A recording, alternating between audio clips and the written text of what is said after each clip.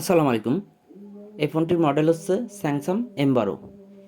এই ফোনটিতে সমস্যা গ্রাফিক্স লাইট মাঝে মাঝে আসে, মাঝে মাঝে আসে না। তো আমি মিটারের মাধ্যমে নির্ণয় করে দেখলাম এটা সিপিইউ থেকে সমস্যা।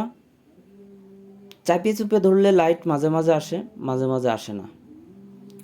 তো যে কানেক্টরে ভ্যালু থাকার কথা সে ভ্যালুগুলো নেই। আমি এই সিপিইউটি 440 টেম্পারেচারে উঠাইছি। সর্বোচ্চ 10 সেকেন্ড লাগছে আমার সিপিইউটা উঠাতে। আর সিপিইউর তলে যে গ্লুটা ব্যবহার করা হয়েছে এটা খুবই দুর্বল গ্লু, সাদা। এই গ্লু রিমুভ করতে গেলে অ্যাডভান্স লেভেলের আয়রন ব্যবহার করবেন, তা নাইলে পরে দেখা যাচ্ছে আপনারা ক্ষতিগ্রস্ত হয়ে যাবেন মাদারবোর্ডটা। আর একটা হিডেন বিষয় আছে, সেটা আপনাদেরকে আমি জানাচ্ছি। সেটা হচ্ছে যখন আমরা সিপিইউটা রিমুভ করি, সিপিইউর চারপাশে গ্লু থাকে। এই গ্লুগুলো কম্পোনেন্টের ভিতর দিয়ে থাকে।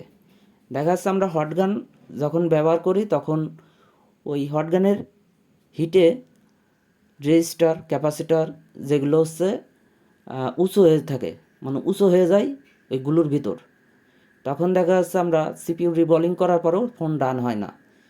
এজন্যে সিপিইউটা রিমুভ করার পর সুন্দরভাবে চারপাশে যে গুলোগুলো আছে কম্পোনেন্টের ভিতর ওইগুলা পরিষ্কার করে নেবেন। পরিষ্কার করে নিলে পরে দেখা যাচ্ছে হিট লেগে উঁচু হয়ে থাকবে না। আর শরীফুল ভাই 3টি ফোন পাঠিয়েছে, 2টা স্যামসাং, একটা রিয়েলমি, 2টা হয়ে গেছে। শ্রীপুর থেকে শরীফুল ভাই পাঠিয়েছে।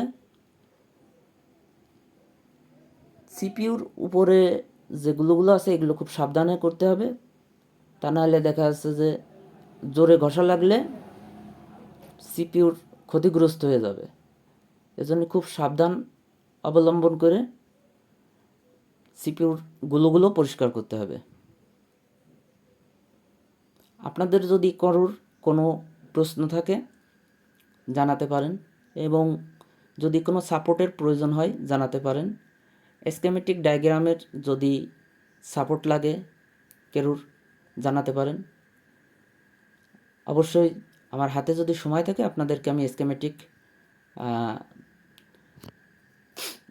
হেল্প করব।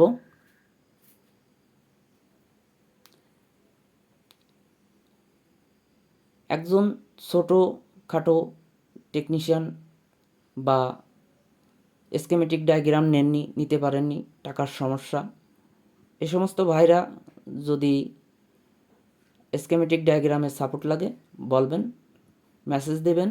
আমি অবশ্যই আপনাদেরকে স্কেমেটিক ডায়াগ্রামের সাপোর্ট দিব। আসলে আমরা সবাই যদি সব যারা ছোট নতুন টেকনিশিয়ান তাদেরকে যদি একটু সাহায্য করি, একটু ধাক্কা মেরে গাছে উঠাই দিই, তো তারা গাছে ওঠা শিখে যাবে।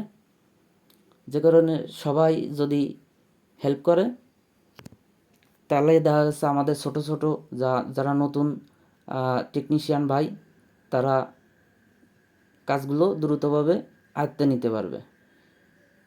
আরেকটা বিষয় হিডেন, এটা অনেকে বলে না, আমি আপনাদেরকে বলতেছি। যখন আমরা মাদারবোর্ড থেকে সিপিইউ রিমুভ করে পরিষ্কার করে থিনার দিয়ে পরিষ্কার করি, তখন ওই মাদারবোর্ডের আশপাশে ভিতরে গুলো থিনার থাকে।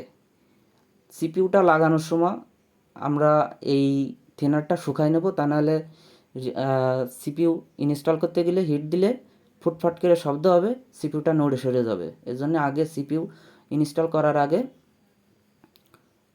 শুকাই নিতে হবে মাদারবোর্ডটা। এই যে দেখুন গ্রাফিক্স লাইট চলে আসছে। আল্লাহ হাফেজ, ভালো থাকবেন, সুস্থ থাকবেন। যদি কারোর হেল্প লাগে জানাবেন।